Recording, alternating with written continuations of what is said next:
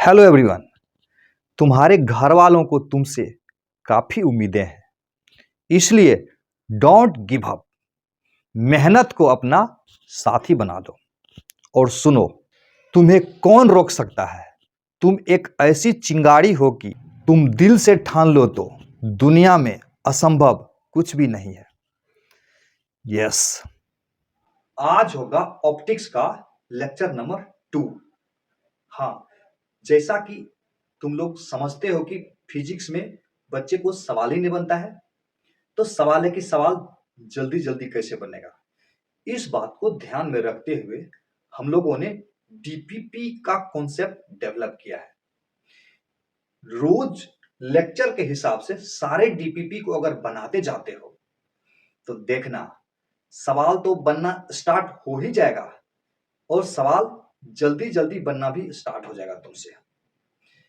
क्योंकि लेक्चर के दरमियान हम ढेर सारा ट्रिक्स भी बताया करेंगे तुमको। जैसा कि तुम लोग जानते ही हो, बहुत सारे ट्रिक्स का यूज हम लोग करते हैं सवाल को जल्दी जल्दी बनाने के लिए। तो आज हम लोग ऑप्टिक्स को ठीक से समझने के लिए कुछ बेसिक्स बात को समझेंगे। जैसे मोशन ऑफ लाइट रेज। ये देखो, लाइट रे, 4 तरह से लाइट रे को हम लोग रिप्रेजेंट करते हैं, यानी मोशन ऑफ लाइट रे को 4 तरह से हम लोग देखते हैं। पहला है, अगर सिंगल रे रहे यानी एक रे रहे तो उसको हम लोग लाइट रे बोलेंगे। क्या बोलेंगे? लाइट रे। ये हुआ पॉइंट नंबर 1। लेकिन अगर बहुत सारा रे रहे तब उसको हम लोग कहते हैं बीम। क्या कहते हैं? बीम। अब ये देखो, सारा रे क्या है? एक दूसरे का पैरेलल है, तो इसलिए इसको हम लोग बोलेंगे पैरेलल बीम ऑफ रे या पैरेलल बीम ऑफ लाइट। दूसरा वाला क्लियर है? अब तीसरा वाला देखो, ये सब रे क्या हो रहा है? किसी एक पॉइंट पर जाके मिल रहा है, तो अंग्रेजी में इसको बोलते हैं कन्वर्जिंग बीम ऑफ लाइट रे। कन्वर्जिंग बीम ऑफ लाइट रे। इस पॉइंट को हम लोग बोलेंगे पॉइंट ऑफ कन्वर्जेंस। क्या बोलेंगे? Point of convergence. एक और पॉइंट इसमें आ सकता है, चौथा देखो, अगर ऐसा रहे तब ऐसा देखो, क्या हो रहा है? लाइट रे एक ही पॉइंट से ऐसे हो रहा है, चारों तरफ भाग रहा है बाहर, तो इसको बोलते हैं, जैसे इसको बोले हमने, इसको मैंने बोला कन्वर्जिंग बीम ऑफ लाइट, तो इसको क्या बोलेंगे? इसको बोलेंगे yes diverging beam of light.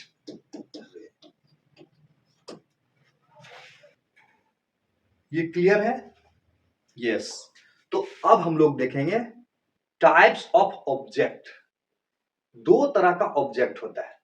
एक ऑब्जेक्ट है जिसको हम लोग बोलते हैं लुमिनस ऑब्जेक्ट। क्या होता है?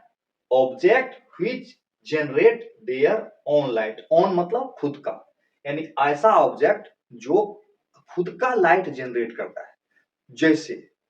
जैसे इलेक्ट्रिक बल्ब हो गया, जैसे इलेक्ट्रिक ट्यूब हो गया, एलईडी वगैरह जो है। जुगनू नाम सुने हो? यस, जुगनू। एकदम बचपन में हम लोग जुगनू को पकड़ते रहते थे। तुम लोगों ने देखा है जुगनू को? ये है जुगनू। और सबसे तो मजेदार है सन खुद का अपना लाइट निकालता है। क्लियर है? तो ये सारा ऑब्जेक्ट है लुमिनस ऑब्जेक्ट। और दूसरा है non luminous object. Non luminous object का दूसरा नाम है illuminated object. Object which are capable of reflecting light, यानी ऐसा ऑब्जेक्ट जिसको खुद का अपना लाइट जनरेट करने की क्षमता नहीं होती है और वो लाइट को रिफ्लेक्ट करने की क्षमता रखता है। जैसे सबसे बेहतरीन उदाहरण है मून को खुद का अपना लाइट नहीं होता, यानी खुद अपना लाइट इमिट नहीं करता है। मून पर जब सन का लाइट पड़ता है तो वही लाइट रिफ्लेक्ट होके हम लोगों के आंख पे आता है, तो हम लोगों को पता चलता है अच्छा वहां एक ऑब्जेक्ट है और वो है मून। तो उसी प्रकार से जितना भी बेंच, कुर्सी, टेबल, जितना भी दीवार, ये सारा ऑब्जेक्ट जो लाइट को नहीं निकालता है ना, वो सारे ऑब्जेक्ट को हम लोग नॉन लुमिनस ऑब्जेक्ट बोलेंगे। क्लियर है? अब देखो नेक्स्ट, अब हम लोग समझेंगे ज्योमेट्रिकल ऑप्टिक्स को। यानी अब तक तो हम लोग इंट्रोडक्शन ही कर रहे थे चैप्टर का, अब सही मायने में चैप्टर स्टार्ट होगा, ज्योमेट्रिकल ऑप्टिक्स। तो सबसे पहले हम लोग ज्योमेट्रिकल ऑप्टिक्स क्या होता है उसको समझते हैं, और उसके बाद ज्योमेट्रिकल ऑप्टिक्स के बेसिक लॉज को समझें। क्लियर है? इस शख्स को जानते हो जिन्होंने फिजिक्स की दुनिया में तहलका मचा के रखा हुआ है? यस, ये शख्स है न्यूटन साहब। 1642 से 1726 तक इस दुनिया में थे। ज्योमेट्रिकल ऑप्टिक्स का मतलब हुआ कि study of light with the assumption that light propagate in straight line. यानी ज्योमेट्रिकल ऑप्टिक्स में हम लोग ये मान के लाइट को स्टडी करेंगे कि लाइट स्ट्रेट लाइन में प्रोपगेट कर दी है। पहला बात क्लियर है, लाइट स्ट्रेट लाइन में प्रोपगेट करेगी, ये मान के हम लोग एज्यूम्पशन लिखा हुआ ना, ये मान के हम लोग ऑप्टिक्स को पढ़ाई करेंगे तो उसको हम लोग बोलेंगे ज्योमेट्रिकल ऑप्टिक्स। अब देखो यहां पर फिर लिखा हुआ है बेस्ड ऑन, यानी ज्योमेट्रिकल ऑप्टिक्स जो है ना based on caste shadows Newton's optics. ये देखो न्यूटन साहब का OPTICKS, यस, ये मत समझना कि स्पेलिंग गलत है, यही स्पेलिंग था न्यूटन साहब के बुक का नाम ऑप्टिक्स। तो क्या कहता है उनके अनुसार light as a stream of particles, जैसा कि बताए थे लाइट जो है ना टाइनी पार्टिकल से मिलकर बना हुआ, यानी न्यूटन साहब ने बताया लाइट जो है ना छोटे छोटे पार्टिकल से मिलकर बना हुआ है। और ये एक्सप्लेन किया कुछ कुछ बातों को, किन किन बातों को? रिफ्लेक्शन को एक्सप्लेन किया, रिफ्रैक्शन को एक्सप्लेन किया, इमेज फॉर्मेशन को भी एक्सप्लेन किया। लेकिन ये वाला जो ऑप्टिक्स है ना ज्योमेट्रिकल ऑप्टिक्स, जिसमें हम लोग ये एज्यूम करते हैं कि लाइट स्ट्रेट लाइन में चलता है, वो does not explain diffraction, diffraction को एक्सप्लेन नहीं किया, इंटरफेरेंस को एक्सप्लेन नहीं किया, और पोलराइजेशन को एक्सप्लेन नहीं किया। तीनों चीज को ज्योमेट्रिकल ऑप्टिक्स में एक्सप्लेन नहीं किया गया, तो इसीलिए तो वेव ऑप्टिक्स का कॉन्सेप्ट आया। यस, तो ये सब हम लोग वेव ऑप्टिक्स में पढ़ाई करेंगे। यस, अब हम लोग ज्योमेट्रिकल ऑप्टिक्स के बेसिक लॉज को देखेंगे। ये रहा पहला लॉ। तो इसका पहला लॉ है laws of rectilinear propagation of light. Laws of rectilinear propagation of light, ये क्या होता है? तो इसके अनुसार light travels in a straight line in uniform medium. यानी अगर मीडियम यूनिफॉर्म रहा, यूनिफॉर्म मतलब एक समान, तो लाइट स्ट्रेट लाइन में जाएगी।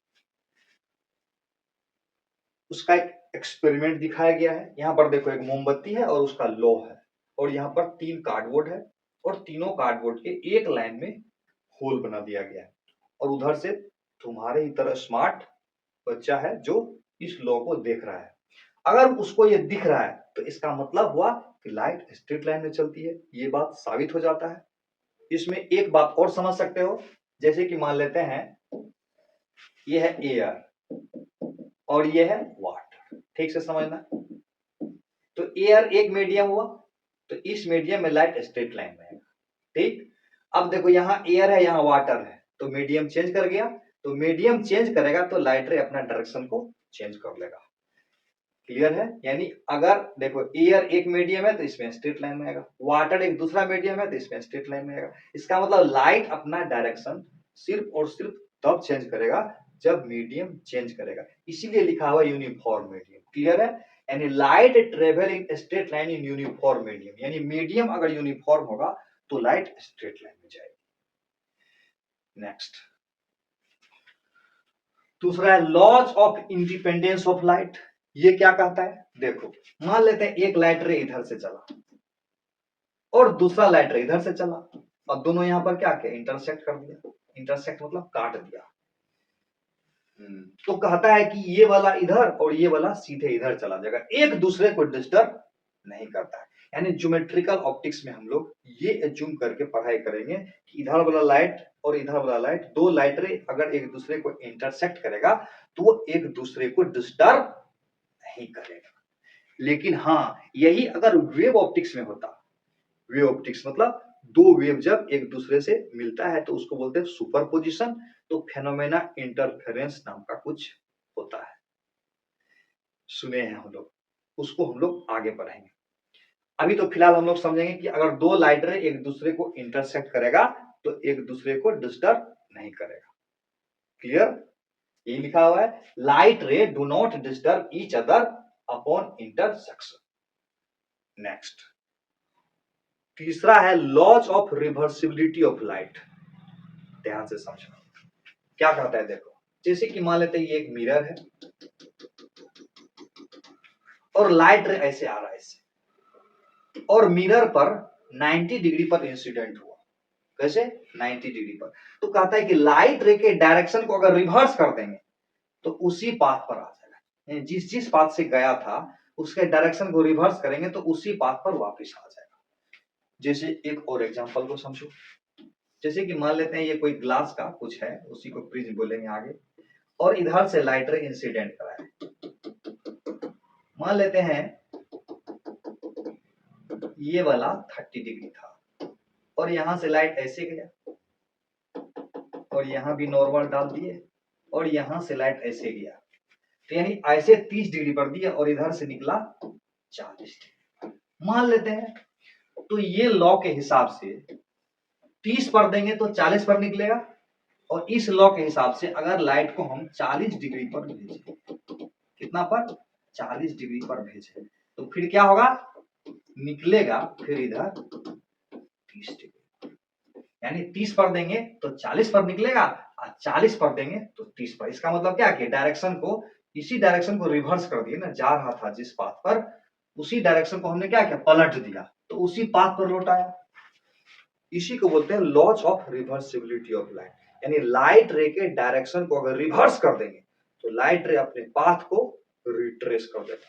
लिखा हुआ है लाइट रे रिट्रेसेस, रिट्रेसेस का मतलब पुनः उसी पाथ पर आना, वो रिट्रेस बोलेंगे। Retraces its path when its direction is reverse. Reverse का मतलब पलट देंगे। क्लियर है? अब देखेंगे next. Yes, laws of reflection, इसको तो हम लोग क्लास 10th से ही पढ़ते आ रहे हैं। क्या होता है? जैसे देखो, मान लेते हैं ये एक मिरर है, यस, और ये एक रे है, इस रे को हम लोग बोलेंगे इंसिडेंट रे। कौन सा रे? इंसिडेंट रे, बोलते चलोगे मेरे साथ। और इसको बोलेंगे रिफ्लेक्टेड रे, यानी मिरर पर पड़ने के बाद लाइट ऐसे हो गया तो इसको बोलते हैं रिफ्लेक्टेड रे। और जहां पर लाइट इंसिडेंट हुआ वहां पर एक नॉर्मल, नॉर्मल का मतलब इसके परपेंडिकुलर, यानी इससे 90 डिग्री पर एक लाइन डाल दी, उसको हम लोग बोलते हैं नॉर्मल। ये रिफ्लेक्टेड रे था। और जहां पर नॉर्मल से जो इंसिडेंट रे एंगल बनाता है उस एंगल को हम लोग बोलते हैं एंगल ऑफ इंसिडेंस। आई क्या है यहां पर? Angle of incidence. और रिफ्लेक्टेड रे नॉर्मल से जो एंगल बनाएगा उसको बोलेंगे एंगल ऑफ रिफ्लेक्शन। तो ये लॉ बोलता है, laws of reflection, angle of incidence बराबर एंगल ऑफ रिफ्लेक्शन। इसमें हम लोग माहिर है पहले से। दूसरा लॉ है इसका, इंसिडेंट रे, रिफ्लेक्टेड रे, और जहां पर लाइट इंसिडेंट हो रहा है वहां का नॉर्मल, तीनों एक प्लेन में ही आएगा।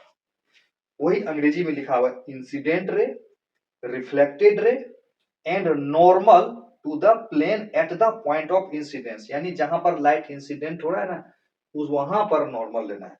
All lie in the same plane. Clear है? यस। अब हम लोग इसको एक नए अवतार में देखेंगे, vector form. Vector form, laws of reflection का वेक्टर फॉर्म। देखो, इंसिडेंट रे को वेक्टर आई से डिनोट किया गया, नॉर्मल को वेक्टर एन से डिनोट किया गया, रिफ्लेक्टेड रे को वेक्टर आर से डिनोट किया गया। ये क्लियर है? अच्छा, एक बात पता है, अगर एक वेक्टर ये ए है और दूसरा वेक्टर अगर ये बी है, तो पता है ए क्रॉस बी का डायरेक्शन किधर होता है? तो यस, पता है। ए क्रॉस बी जो होता है ना, ए क्रॉस बी, ध्यान रखना, A cross B, is perpendicular to A as well as B. Clear है? या ऐसे कह सकते हैं perpendicular to the plane containing A and B.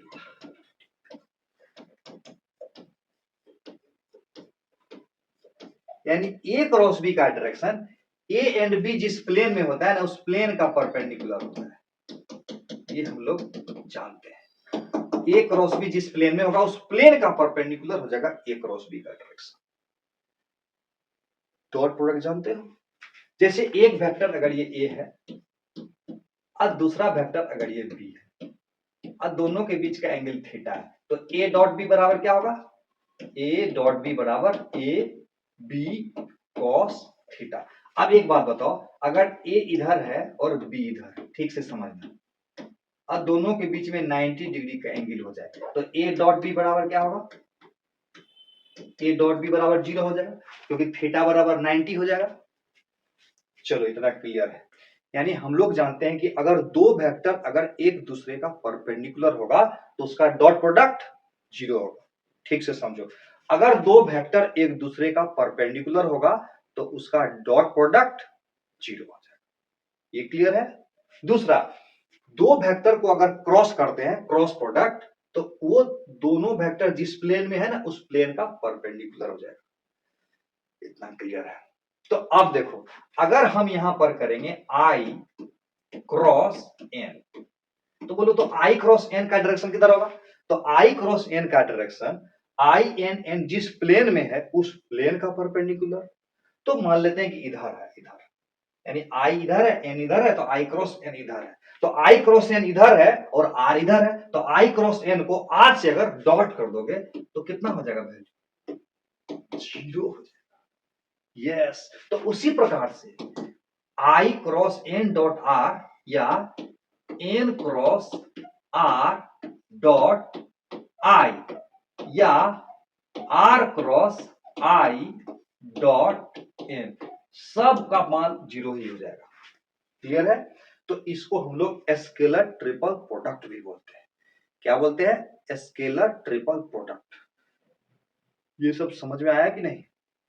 Class 11th का वेक्टर पीछा नहीं छोड़ने वाला है। मैं तो कहूंगा कि वेक्टर को पढ़ लो एक बार ठीक से, कभी कोई दिक्कत नहीं आएगी। ठीक है? उम्मीद करता हूं कि पढ़ोगे नहीं, है ना? इसको बोलते हैं स्केलर ट्रिपल प्रोडक्ट, यानी इंसिडेंट रे, रिफ्लेक्टेड रे, नॉर्मल, तीनों एक प्लेन में रहेगा तो उसका स्केलर ट्रिपल प्रोडक्ट बराबर 0 होगा। स्केलर ट्रिपल प्रोडक्ट मतलब दो का क्रॉस तीसरे का डॉट, यानी दो को क्रॉस करेंगे और तीसरे से डॉट करेंगे तो उसको बोलते हैं स्केलर ट्रिपल प्रोडक्ट, और स्केलर ट्रिपल प्रोडक्ट का वैल्यू 0 होगा। याद कर लेना इसको। ये था लॉज ऑफ रिफ्लेक्शन का वेक्टर फॉर्म। ये क्लास 12th के बोर्ड में आने की संभावना कम है। इन जेईई एंड नीट की बात करें तो हेलो आ सकता है ना? अब हम लोग नेक्स्ट देखें। अब यहाँ कुछ स्पेशल केस लिखा हुआ है ना, स्पेशल केसेस। नॉर्मल इंसिडेंस, कभी कभी क्या बोलेगा? Normal incidence. वो क्या होता है? देखो, मान लेते हैं ये एक मिरर है, ठीक, एक मिरर है और लाइट इसमें ऐसे इंसिडेंट हुआ, ऐसे। एक बात बताओ, तो आई बराबर यहां पर कितना है? आई बराबर, देखो इधर इंसिडेंट और नॉर्मल तो इधर होगा ना, तो आई बराबर 0 हो जाएगा। तो आई बराबर 0 होगा तो आर बराबर भी 0 हो जाएगा। तो इसको बोलते हैं हम लोग नॉर्मल इंसिडेंस। इसमें लाइट रे कितना डिविएट किया? जा रहा था इधर, मुड़ गया इधर, यानी जा रहे थे इधर, अब मुड़ जाएंगे इधर, तो 180 डिग्री का डिविएशन हुआ ना, यानी जा रहे थे इधर, इधर, अब मुड़ गए इधर, तो कितना का डिविएशन हुआ? 180 का। आ रहा था इधर और रिटर्न होके इधर आ गया, तो डिविएशन कितना बोलेंगे? 180 डिग्री का। क्लियर है? तो इसको बोलते हैं हम लोग नॉर्मल इंसिडेंस। यहां भी देखो, ये एक मिरर है, ये प्लेन मिरर नहीं है, लाइट रे ऐसे इंसिडेंट हो, ऐसे, ये इंसिडेंट रे है तो रिफ्लेक्टेड रे ऐसे हो जाएगा। तो आई बराबर 0 होगा तो आर बराबर भी 0 होगा। डेल्टा बराबर यहाँ भी 180 डिग्री हो जाएगा। दूसरा है ग्रेजिंग इंसिडेंस। ग्रेजिंग बचपन में हम लोग पढ़ते थे, हम लोग द कॉ is grazing in the field, यानी गाय मैदान में घास चल रही है। घास कैसे चलती है, जैसे सरफेस होता है उसको ऐसे ऐसे करती है, तो वही है ग्रेजिंग। जैसे देखो ये सरफेस है, लाइट ऐसे जाएगा और ऐसे निकल जाएगा। ग्रेजिंग इमरजेंस में क्या होगा, एंगल ऑफ इंसिडेंस बराबर 90 डिग्री होगा, तो एंगल ऑफ रिफ्लेक्शन बराबर भी कितना होगा, 90 डिग्री। इसको बोलते हैं हम लोग grazing emergence. In case light strike the reflecting surface tangentially, tangentially बोले तो एंगल ऑफ इंसिडेंस बराबर 90 डिग्री, यानी अगर एंगल ऑफ इंसिडेंस 90 डिग्री होगा तो उसको हम लोग बोलेंगे ग्रेजिंग इंसिडेंस। क्लियर है ना? यस। नेक्स्ट देखो, ये देखो क्या लिखा हुआ है, ये सबको मत देखना, इसको देखो, real side and virtual side. ये क्या होता है इसको बाद में समझाता हूं। जैसे देखो ये एक मिरर ले लिया, ठीक, ये भी मिरर है। मिरर जरूरी थोड़े है कि प्लेन होगा, मिरर तो किसी भी तरह का हो सकता है। इस तरह के मिरर को आगे पढ़ेंगे हम लोग, बोलते हैं कौन सा मिरर, इसको बोलते हैं हम लोग कनकेव मिरर। और अगर ऐसा मिरर होता ऐसा, तो इसको हम लोग बोलते हैं कॉन्वेक्स मिरर, इसको बोलेंगे कॉन्वेक्स मिरर। अब देखो रियल साइड इसमें और वर्चुअल साइड को समझेंगे। रियल साइड वो साइड होता है where reflected ray exist, where reflected ray do not exist। Real side क्या होगा, इस साइड को याद रखना, जिधर सिल्वर वाला पार्ट होगा इधर, और उसको जिधर रिफ्लेक्टिंग वाला पार्ट होगा उसको बोलेंगे हम लोग रियल साइड, और इस साइड को बोलेंगे वर्चुअल साइड। याद कर लेना, इसको क्या बोलेंगे, रियल साइड, और इसको बोलेंगे वर्चुअल साइड। इसमें इस तरफ को बोलेंगे रियल साइड और इस तरफ को बोलेंगे वर्चुअल साइड। रियल साइड वो होता है जहां पर रिफ्लेक्टेड रे एग्जिस्ट करता है, उसको बोलते हैं रियल वाला साइड। अब वर्चुअल वाला साइड क्या होता है, where reflected ray does not exist. Light ray अगर रिफ्लेक्ट करेगा तो इधर आएगा क्या, रिफ्लेक्ट करेगा, जैसे लाइट रे ऐसे इंसिडेंट करेगा ऐसे, तो रिफ्लेक्ट होके इधर ही रहेगा लाइट रे। तो लाइट रे रिफ्लेक्ट होके जिधर एग्जिस्ट करेगा उसको बोलेंगे रियल साइड। इसमें भी देखो लाइट रे को इधर से डालोगे इधर ही रहेगा, उसको बोलेंगे रियल साइड। और जिस तरफ लाइट रिफ्लेक्ट होने के बाद नहीं जाएगा उस साइड को बोलेंगे हम लोग वर्चुअल साइड। ये तो बहुत आसान है ना? नेक्स्ट समझते हैं। अब इसको जरा ध्यान से समझो, सवाल में बार बार ये बात तुमको दिखाई देगा, real object and virtual object. तो ऑब्जेक्ट जो है ना दो तरह का होगा, वो मत देखना लुमिनस और नॉन लुमिनस वाला। रियल ऑब्जेक्ट और वर्चुअल ऑब्जेक्ट, रियल साइड और वर्चुअल साइड पर ही आधारित है, ऐसा मान सकते हो। तो रियल ऑब्जेक्ट क्या होता है, जैसे कि मान लेते हैं मिरर है, ध्यान से समझना, इतना सुंदर से समझा दूंगा ना, कोई कंफ्यूजन नहीं होगा तुम। और ये है दूसरा केस, अच्छा से समझना, ठीक। तो कहता है कि अगर किसी सरफेस पर डाइवर्जिंग बीम इंसिडेंट होगा, डाइवर्जिंग बीम मतलब यहां से एक ऑब्जेक्ट है, यहां से लाइट निकल रहा है, तो ये लाइट इस पर पड़ेगा, ये लाइट इस पर पड़ेगा, यस, तो इसको बोलेंगे डाइवर्जिंग बीम। अभी कुछ देर पहले पढ़े थे। तो कहता है कि अगर किसी सरफेस पर डाइवर्जिंग बीम इंसिडेंट होगा, कौन सा बीम, डाइवर्जिंग बीम इंसिडेंट होगा, तो समझा जाता है सरफेस के सामने पॉइंट ऑफ डाइवर्जेंस पर रियल ऑब्जेक्ट। क्लियर है? अंग्रेजी में लिखा हुआ है, if a surface is incident with diverging beam it means a real object is placed in front of the surface at the position where from the rays are diverging। बहुत बड़ा अंग्रेजी हो गया है ना, सीधे सीधे याद रखना है, रियल ऑब्जेक्ट सरफेस के सामने होगा और पॉइंट ऑफ डाइवर्जेंस पर। अब सवाल है कि वर्चुअल ऑब्जेक्ट क्या होगा, वर्चुअल साइड तो ये वाला था ना, इसका मतलब ऐसे होता है, इसको समझ लेते हैं। और देखो इसको पीछे बढ़ाएंगे, इसको भी पीछे बढ़ाएंगे। ये कन्वर्जिंग बीम है कि डाइवर्जिंग बीम? ये है कन्वर्जिंग बीम।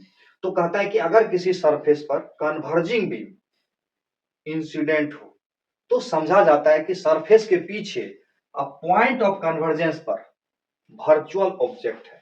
याद रखना, इसको हम लोग बोलेंगे वर्चुअल ऑब्जेक्ट। इस अंग्रेजी के चक्कर में मत पड़ो, सीधे सीधे समझो। रियल ऑब्जेक्ट हमेशा सरफेस के सामने होगा और सरफेस पर डाइवर्जिंग बीम इंसिडेंट होगा, और वर्चुअल ऑब्जेक्ट सरफेस के पीछे होगा और सरफेस पर कन्वर्जिंग बीम इंसिडेंट होगा। यानी सरफेस पर अगर कन्वर्जिंग बीम इंसिडेंट होगा तो सरफेस के पीछे में जहां पर लाइट कन्वर्ज करेगा उस पॉइंट को हम लोग वर्चुअल ऑब्जेक्ट वाला पॉइंट। क्लियर है? रियल ऑब्जेक्ट सरफेस के सामने और वर्चुअल ऑब्जेक्ट सरफेस के पीछे, कन्वर्जिंग वाला बीम का पॉइंट ऑफ कन्वर्जेंस। क्लियर है? ये अंग्रेजी को मत पढ़ो, ठीक है? अंग्रेजी को पढ़ना भी नहीं, क्योंकि ये सब कहीं लिखने के लिए बोलता नहीं है, खाली तुमको समझना है इसको। क्लियर हो गया? अब देखो नेक्स्ट। अभी हम लोगों ने ऑब्जेक्ट के बारे में पढ़ा, अब पढ़ेंगे इमेज के बारे में। तो इमेज भी दो तरह का होगा, एक होगा रियल इमेज, दूसरा होगा वर्चुअल इमेज। दोनों को हम लोग ठीक से समझेंगे। देखो ध्यान से सुनना, लाइट रे रिफ्लेक्ट होने के बाद, किसके बाद? लाइट रे रिफ्लेक्ट होने के बाद अगर एक्चुअली में कट करे तो जहां कट करेगा वहां को हम लोग रियल इमेज बोलते हैं।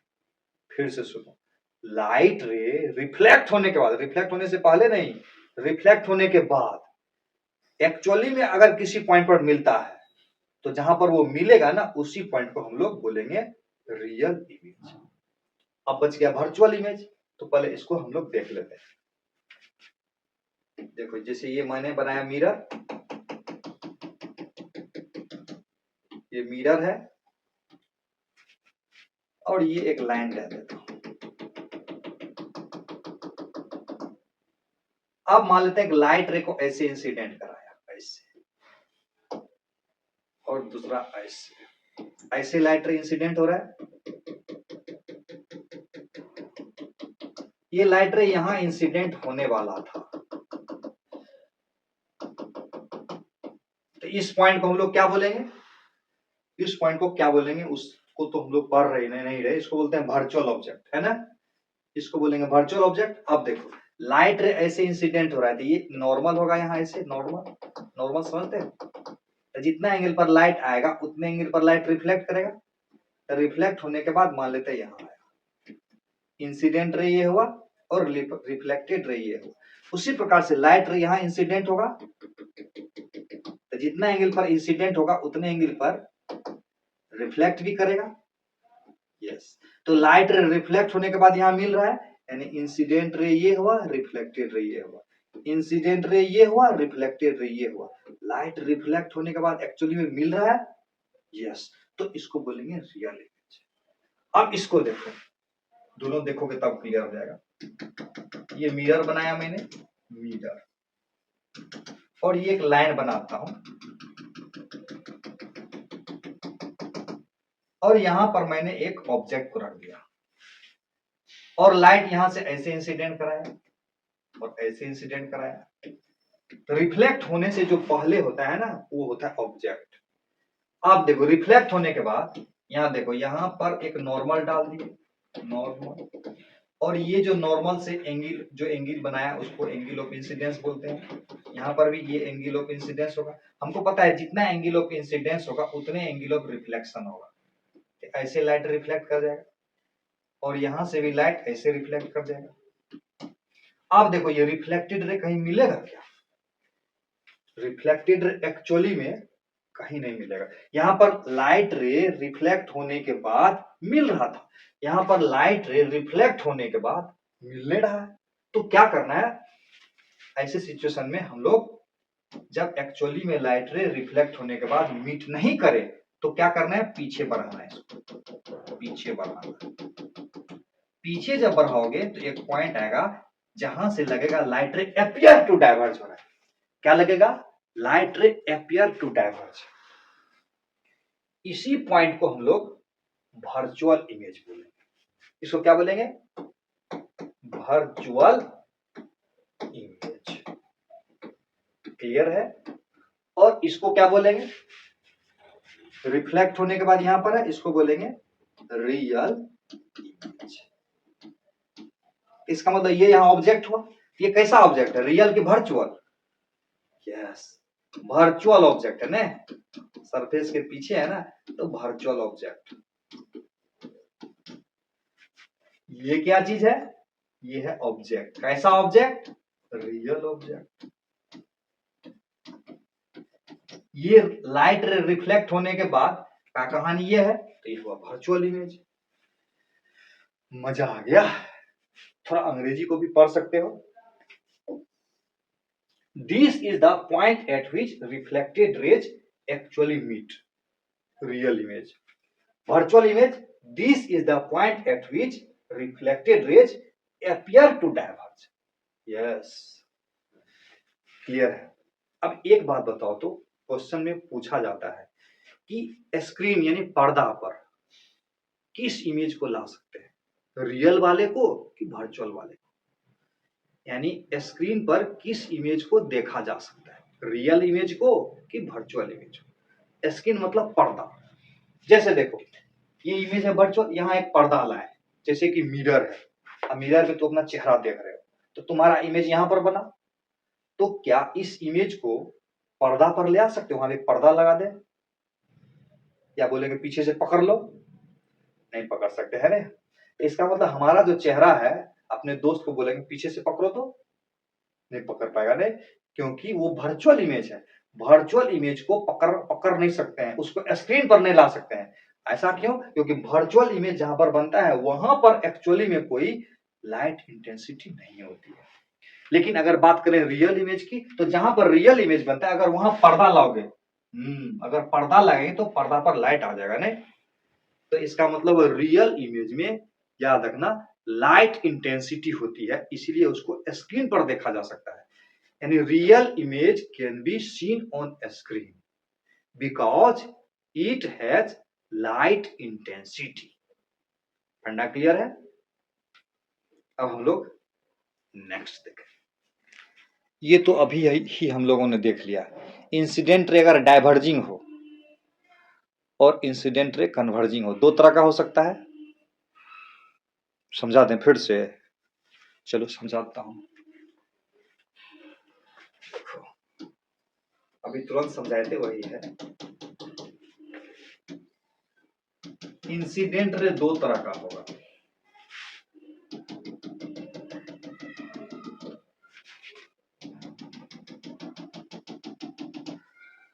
पहला इंसिडेंट रे डाइवर्जिंग वाला। जैसे देखो, यहाँ इंसिडेंट रे कैसा है? डाइवर्जिंग है।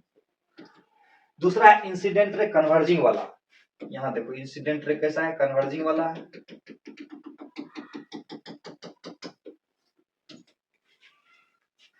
चलो अब रिफ्लेक्टेड रे देखेंगे। देखो, यहां से रिफ्लेक्टेड रे ऐसे बनेगा और यहां से रिफ्लेक्टेड रे ऐसे जाएगा। रिफ्लेक्टेड रे को पीछे बढ़ाएंगे, यहां आ गए। यहां पर देखो, इंसिडेंट रे को रिफ्लेक्ट करेंगे तो यहां आएगा, ये वाला लाइट ऐसे जाएगा तो रिफ्लेक्ट होकर यहां आ जाएगा। अब देखो, तो इसको हम लोग क्या बोलेंगे? रियल ऑब्जेक्ट नहीं, इसको बोलेंगे वर्चुअल इमेज। यहां पर देखो, ये क्या हुआ? वर्चुअल ऑब्जेक्ट, और ये हुआ रियल इमेज। अब इसको मैच कराओ। कहता है इंसिडेंट रे अगर डाइवर्जिंग है और इंसिडेंट रे अगर कन्वर्जिंग है। देखो, इंसिडेंट रे यहाँ डाइवर्जिंग है और यहाँ इंसिडेंट रे कन्वर्जिंग है। तो इंसिडेंट रे अगर डाइवर्जिंग होगा तो रियल ऑब्जेक्ट, और इंसिडेंट रे अगर कन्वर्जिंग होगा तो वर्चुअल ऑब्जेक्ट। रिफ्लेक्टेड रे की बात आई। रिफ्लेक्टेड रे अगर कन्वर्जिंग हुआ, देखो यहां पर रिफ्लेक्टेड रे कन्वर्जिंग है, तो रिफ्लेक्टेड रे अगर कन्वर्जिंग हुआ तो रियल इमेज, और रिफ्लेक्टेड रे अगर डाइवर्जिंग हुआ, देखो यहां पर रिफ्लेक्टेड रे डाइवर्जिंग है तो वर्चुअल इमेज। कॉन्सेप्ट को समझना है, ठीक है? कॉन्सेप्ट को समझना है। ट्रिक अपने आप हो जाएगा, उसी से चमत्कार हो जाएगा।